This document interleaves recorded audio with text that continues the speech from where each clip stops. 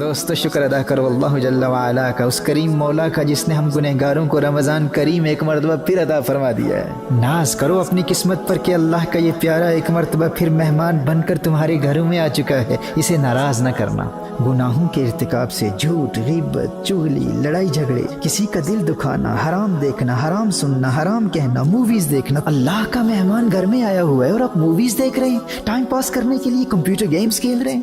لغو گوئی، فحش کلامی، تکبر، ریا، والدین کی نافرمانی، آپسی نفرتیں اور ان جیسے گناہوں سے اللہ کا یہ مہمان بہت ناراض ہوتا ہے۔ اور اللہ نہ کرے الیاذ باللہ کہیں ایسا نہ ہو کہ یہ مہمان تمہاری زندگی میں آیا ہوا ہو اور تمہاری نماز قضا ہو جائے، تمہارا روزہ قضا ہو جائے۔ دوستو اس کے جانے سے قبل اس پیارے مہمان کو راضی کر لو، معافی مانگ لو، اس سے توبہ کر لو اللہ کی بارگاہ میں۔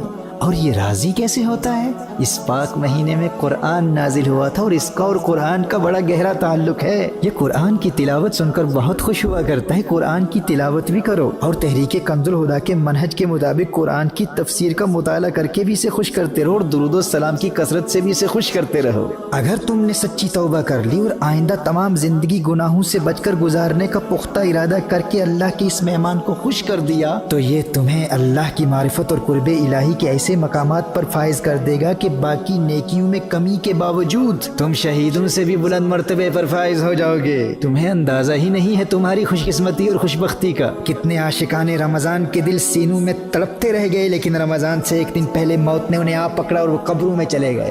آج وہ قبروں میں ہیں لیکن تمہاری قسمت پر رشک کر رہے ہیں۔ اور یاد رہے جو اللہ کے اس پیارے کو نافرمانیوں کے ذریعے ناراض کرتا ہے اس پر اللہ کا غضب نازل ہوتا ہے۔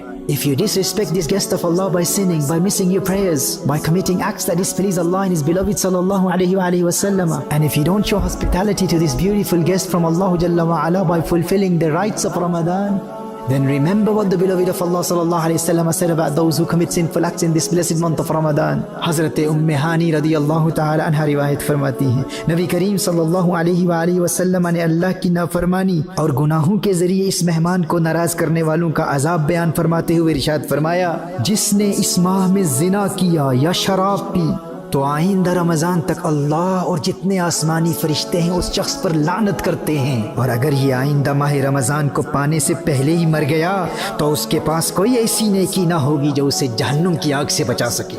نبی کریم صلی اللہ علیہ وسلم نے ارشاد فرمایا، تم ماہ رمضان کے معاملے میں ڈرو، کیونکہ جس طرح اس مہینے میں اور مہینوں کے مقابلے میں نیکیاں بڑھا دی جاتی ہیں، اسی طرح گناہوں کا بھی معاملہ ہے۔